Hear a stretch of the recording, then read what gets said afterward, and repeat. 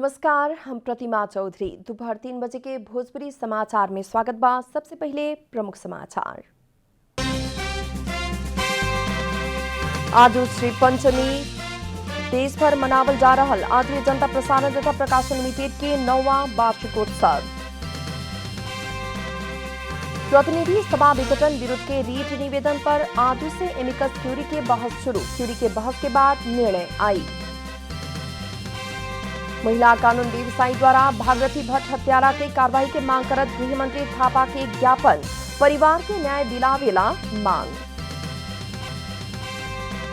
राष्ट्रीय महिला league football में आज एक खेल चंद्रपुर आ चौदंडी गढ़ी नगरपालिका भिड़ रहल।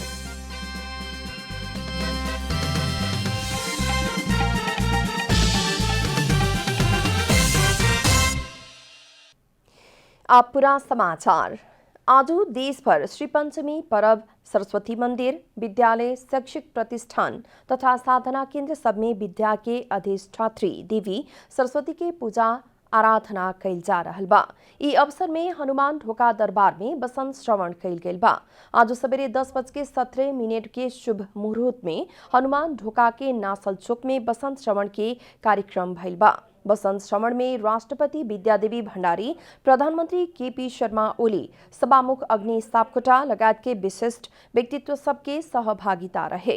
विद्यार्जन, गायन, भाषण कला, कलाकारिता, संगीत लगायत क्षेत्र के साधक सब आजू भक्ति भाव से देवी सरस्वती के निष्ठापूर्वक पूजा कर रहल बाटे लोग। जनता प्रसारण तथा प्रकाशन लिमिटेड के 9वां वार्षिकोत्सव आज विभिन्न कार्यक्रम करके मनावल जा रहल बा।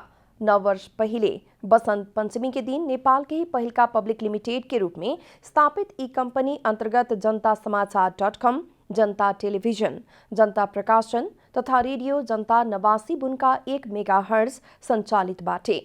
जनता के सुसूचित करावे के उद्देश्य के साथ स्थापित जनता समाचार.com ऑनलाइन मार्फत समाचार संप्रेषण करते आ रहल बा। जनता द्वारा जनता खातिर प्रसारित जनता टेलीविजन सही समाचार, अस्वस्थ मनोरंजन देते आ रहल बा। प्रगतिशील संस्कृति के प्रवर्धन करके संचालित जनता प्रकाशन असल पुस्तक से जीवन परिवर्तन होखेला कहेवाला संदेश के साथ विभिन्न पुस्तक सब प्रकाशित करते आ रहल बा।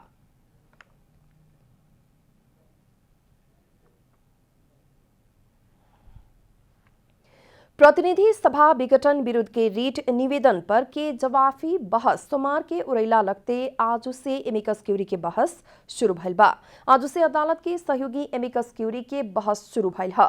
एमिकस क्यूरी के बहस के बाद निर्णय आ सके। एमिकस क्यूरी में वरिष्ठ अधिवक्ता बद्री बहादुर कार्की, सतीश कृष्ण खरेल, विजयकांत मैनाली, पूर्णमान शाक्य आ गीता पाठक बाड़ी। उ लोग अदालत के न्याय संपादन में सहयोग पुगे के उद्देश्य के साथ स्वतंत्र विचार दी लोग। बीतल पुस 5 गते प्रधानमंत्री के सिफारिश में राष्ट्रपति से प्रतिनिधि सभा विघटन करके आवे वाला वैशाख 17 आ 27 गते खातिर चुनाव के घोषणा भइल बा।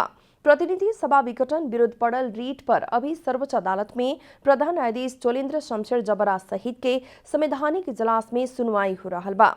शुरू में पक्ष के बहस 2 हफ्ता भइला बाद सरकार पक्ष प्रतिरक्षा बहस कैले रहे।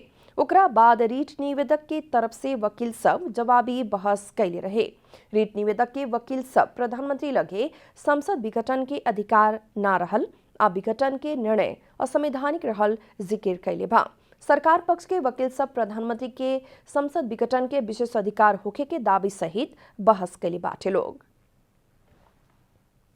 महिला कानून व्यवसायी सब भागीरथी भट्ट घटना के प्रभावकारी अनुसंधान करके अपराधी के कार्रवाई करे के मांग करत गृह मंत्री राम बहादुर थापा समक्ष ज्ञापन पत्र बुझौले बा। नेपाल बार एसोसिएशन महिला समिति के पदाधिकारी सब मंगर के गृह मंत्री थापा के भेंट करके बैथड़ी के दोगड़ा केदार 3 में भागीरथी भट्ट के बलात्कार करके हत्या करे वाला हत्यारा पर प्रभावकारी अनुसंधान करके कानूनी कार्रवाई के दायरा में लियावे खातिर मांग कैले बा। महिला कानून व्यवसायी पीड़ित आ उनकर परिवार के न्याय दिलावेला मांग कैले बा। नेपाल बार एसोसिएशन के उपाध्यक्ष एवं नेपाल बार एसोसिएशन महिला समिति के अध्यक्ष अधिवक्ता रक्षा बस्याल भागीरथी के संबंध में घटल घटना लगायत देशव्यापी रूप में भइल बलात्कार के घटना सबके सूक्ष्म अध्ययन करके अपराधी के कानूनी कार्रवाई करेला मांग कैल बतौले बानी। भेंट में गृहमंत्री थापा भागरथी घटना के अनुसंधान अपराधी के लगे पुगल आ अपराधी सब जल्दीए पकड़ाए के विश्वास दिलौले बानी।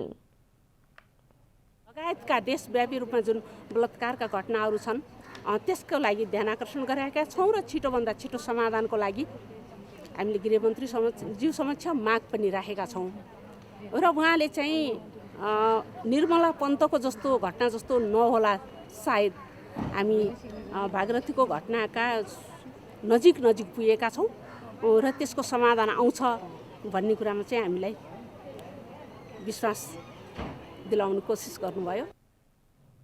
महिला कानून व्यवसायी सब निर्मला पंत के घटना में जैसन कमजोर अनुसंधान न करेला समेत गृहमंत्री थापा समक्ष मांग कैले बा। बाल बालिका तथा महिला सब पर हो रहल श्रृंखलाबद्ध बलात्कार के घटना, बलात्कार के बाद के हत्या आ बलात्कारी के कानूनी कार्यवाही भीतर लियावे के बदले बलात्कारी आ हत्यारा पत्ता लगावे न सकला से राज्य समेत नागरिक के जीवन रक्षा के दायित्व प्रति लापरवाह भइल पुष्टि भइल समेत महिला कानून व्यवसायी सब बतौले बाड़ी। भोजपुरी समाचार में आप छोड़ विश्राम।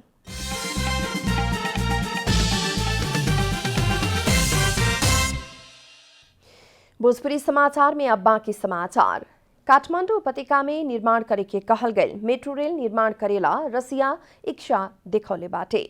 बौद्धिक पूर्वाधार तथा यातायात मंत्री बसंत नेमुवाङ संगे के भेंट में नेपाल खातिर रसिया के राजदूत एलेक्सी नोविकोव नेपाल के रेलवे विस्तार में रसिया लगानी करेला इच्छुक रहल बतौले बानी।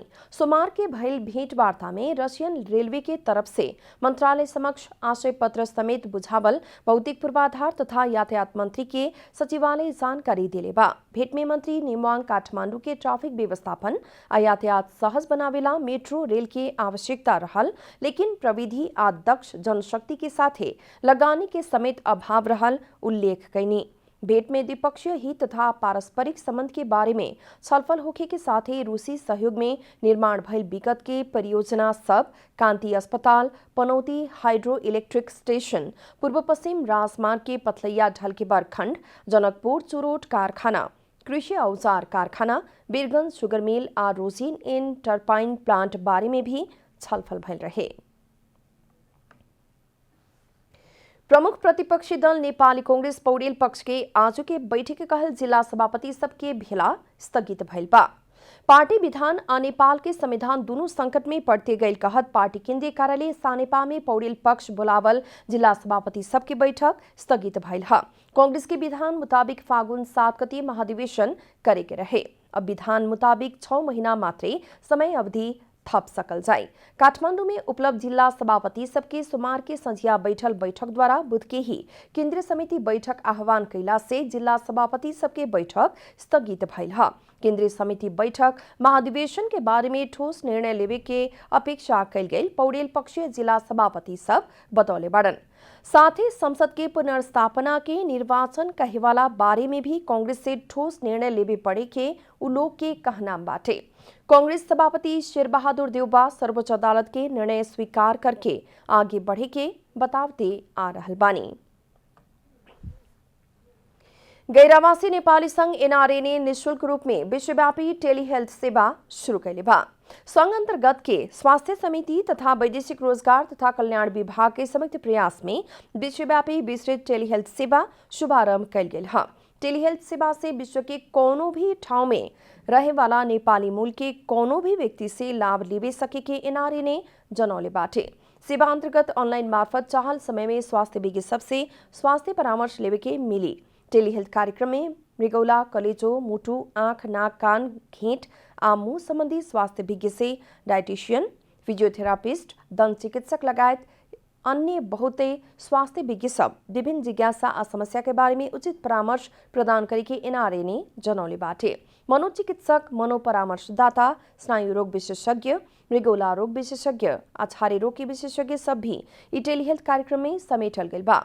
साथ ही बाल रोग विशेषज्ञ, स्त्री रोग विशेषज्ञ, ज्येष्ठ नागरिक रोग विशेषज्ञ, छाला रोग विशेषज्ञ, मधुमेह विज्ञ, स्तन कैंसर विज्ञ, कैंसर रोकथाम के विज्ञ सब आ सार्वजनिक स्वास्थ्य विशेषज्ञ सब ई कार्यक्रम में शामिल रहे लोग। अब आर्थिक समाचार।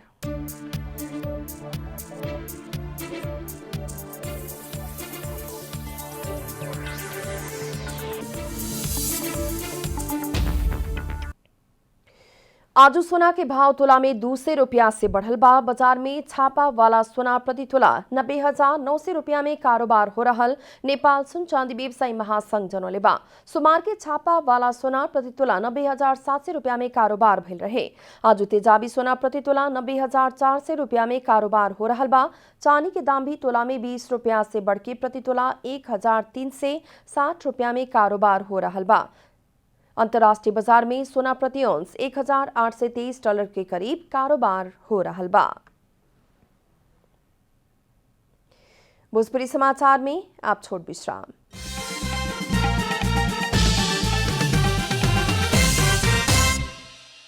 भोजपुरी समाचार में अब अंतर्राष्ट्रीय समाचार।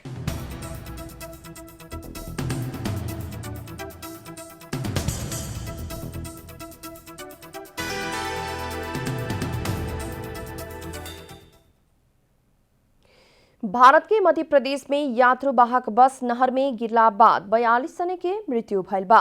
भारतीय संचार माध्यम भास्कर के मुताबिक अभी तक 42 को शव नहर से बाहर निकालल गइल बा।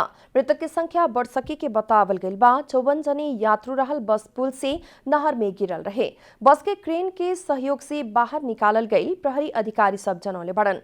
दुर्घटना रीवा सीधी सीमा स्थित छुहिया घाटी में भइल भारतीय संचार माध्यम सब जनौले बा। बस गिरल नहर बाणसागर परियोजना के ह। प्रहरी के मुताबिक बस के क्षमता 32 जने यात्रु भइला पर भी बस में 54 जने यात्रु सवार रहे लोग। 7 जने यात्रु सब पौड़ी खेल के बाँचे में सफल भइल भारतीय संचार माध्यम सब जनौले बा। स्थानीय जनता, गोताखोर आ सुरक्षाकर्मी सब घटनास्थल में उद्धार कर रहल बाटे लोग। आप खेलकूद समाचार।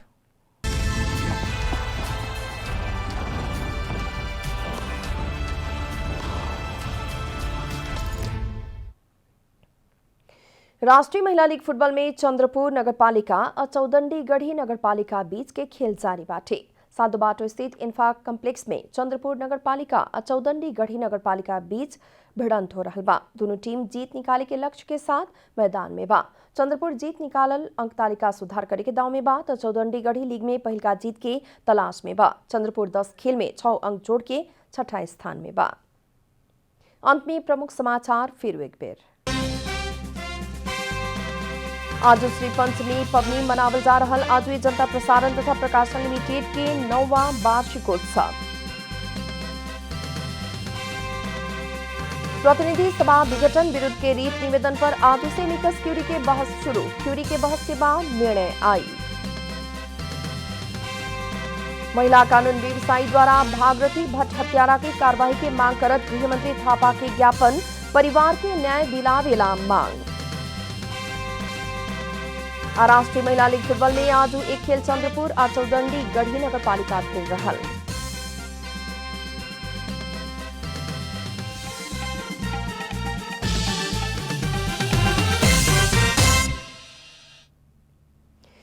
भोजपुरी समाचार अभी खातिर इतना ही। जनता द्वारा जनता खातिर प्रसारित जनता टेलीविजन के कार्यक्रम सब अपने यूट्यूब, ट्विटर, फेसबुक हमनी के वेबसाइट जनतासमाचार.com में भी देख आप पढ़ सकतानी। सूचना में अपने के सहभागिता, समय में समाचार, हमनी के प्रतिबद्धता। नमस्कार।